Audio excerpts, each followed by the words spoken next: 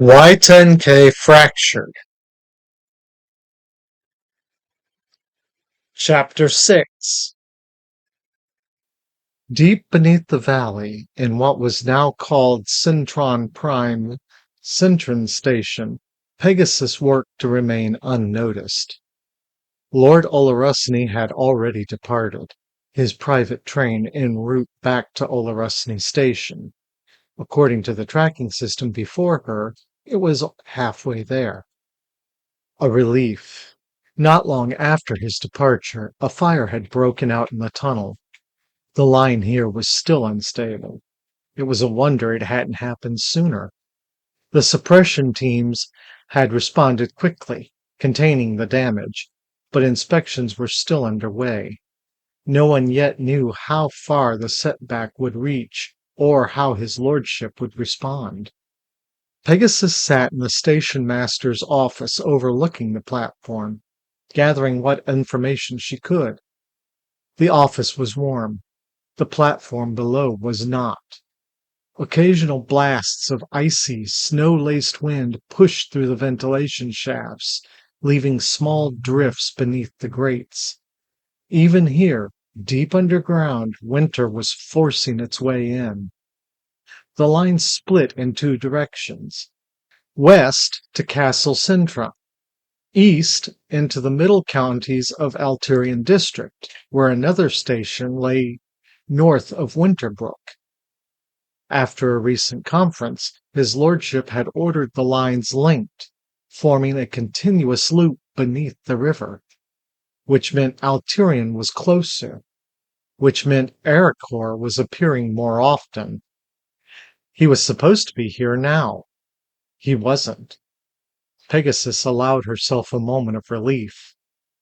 It didn't last.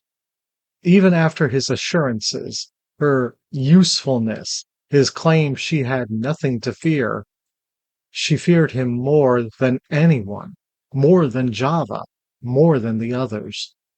They had reasons. Ericor did not. Or if he did, they were not ones she could understand. Lately she had begun to wonder who truly held control. "You are thinking." His voice slid into her thoughts. Pegasus flinched, her hand striking the wrong key. A sour tone sounded from the console. She let out a sharp, irritated breath and scanned the display, fingers moving quickly to silence the alarm. "Yes, and you've broken it, you horrendous creature!" she snapped, correcting the error. She turned on him, anger rising fast, and faltering just as quickly under that dead, glassy stare. "What do you want?" she demanded, forcing the edge into her voice. "Better yet, where have you been?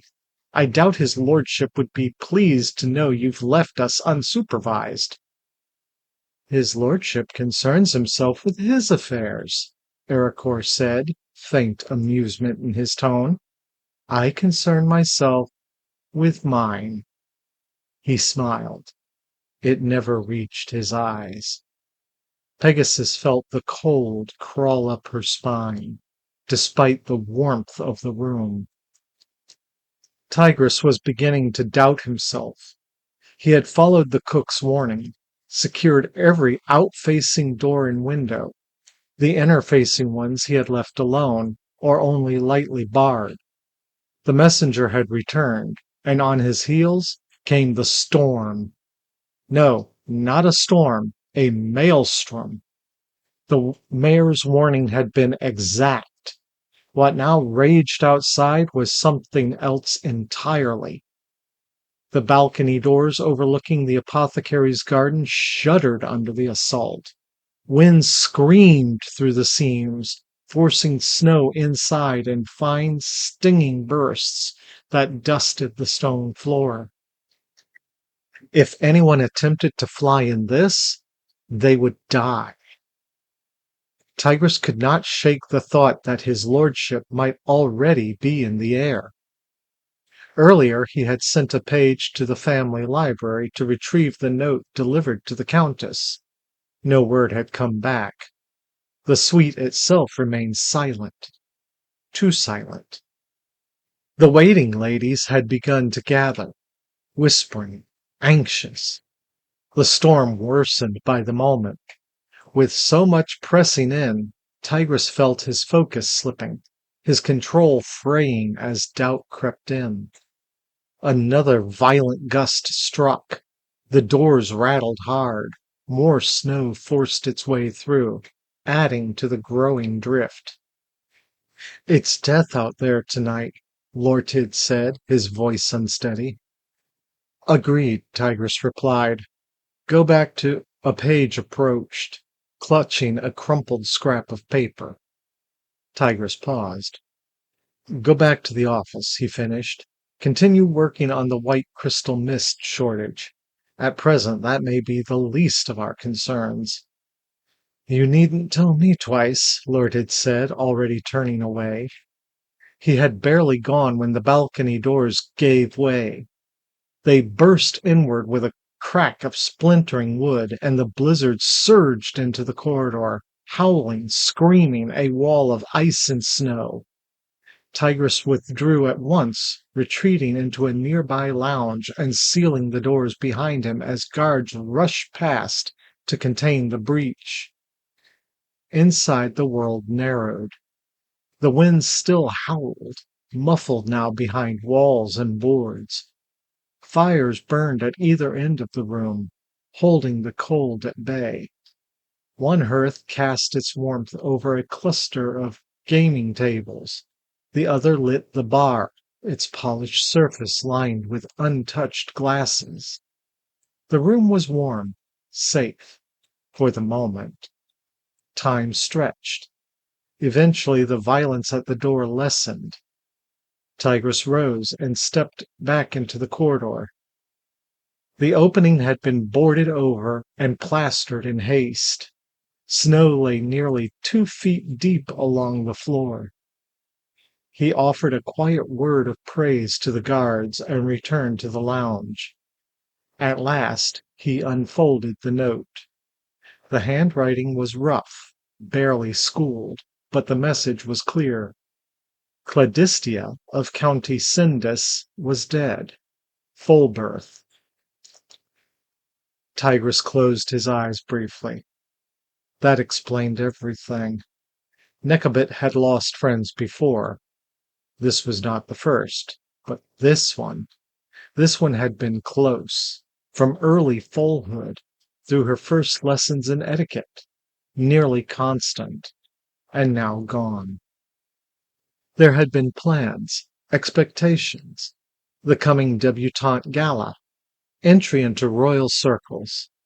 Nekabit had intended to sponsor Cladista herself, present her to Princess Waterlily, if not higher. County Sindus needed the connection. They were struggling. The marriage to Libaro Branch had seemed ideal. Cladista's lineage for their wealth. A union to stabilize both houses. The foal had sealed it, or would have. The foal had not survived long after its mother. Tigris folded the note slowly. He had his own thoughts on such arrangements, but he kept them to himself. Only Lortid knew them, bound by oath not to speak. Something struck the boarded windows with a heavy thud. The boards rattled under the impact. Tigris looked up, listening to the storm's fury, and wondered, not for the first time, whether his lordship had already taken flight into it. Ericor had returned to the operation just in time. So far, only one had questioned his absence. Pegasus. She was sharper than most, and growing sharper still with everything she read and absorbed. That made her inconvenient. Ericor had learned early that his power worked best on the dull, the vain, and the easily aggrieved. The unintelligent bent quickly, the prideful bent eagerly. Those burdened by grievance required only the right words, then they followed.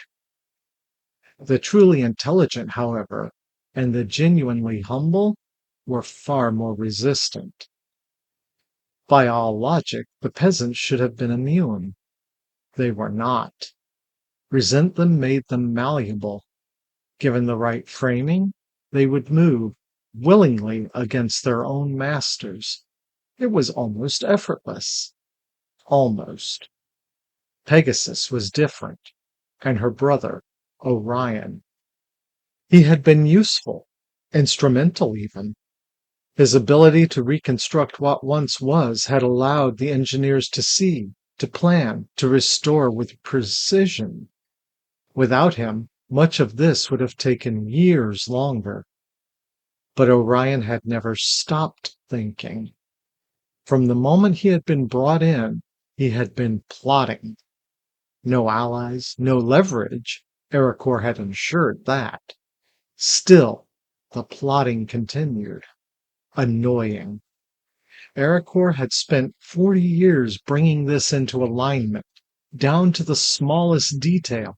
Even the accidental discovery of the tunnels had been arranged. Now the end game approached.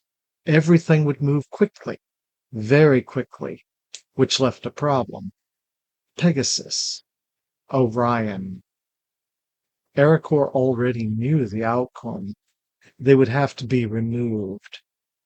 The only question left was when. When was Henry back in prison? Timothy asked, stunned. It was late. They were in a hotel now, the cabin sealed off as a crime scene. Roger caught him with cocaine, Eileen said quietly, about a week after he got out last time. Enough to sell and use. That was last year, Timothy said, frowning. You're telling me he was using while he was in our house? I thought he had just moved out. He was arrested while you were in San Francisco, Eileen replied. I had taken TJ to the oral surgeon. When I got back, Lisa was there with the gremlins. They had called Roger after they found Henry passed out on the sofa. The detective, who had been listening without interruption, spoke up. So neither of you has any idea where Henry might have gone? Henry hasn't been part of our lives for a while, Timothy said, his tone tightening. We gave him a chance. He blew it. Again, apparently. And we made sure our kids knew to keep their distance, especially our oldest, who is now missing. He leaned forward slightly. Henry tried to get TJ smoking when he was barely a toddler. What kind of person does that? Do you have any reason to believe your brother might be involved in your son's disappearance? The detective asked, shifting gears. Timothy blinked at him. I don't know, he snapped. How am I supposed to know? The man was in prison, and now you're telling me he's somehow out? On the same day my son is taken from his bedroom? He dragged a hand through his hair.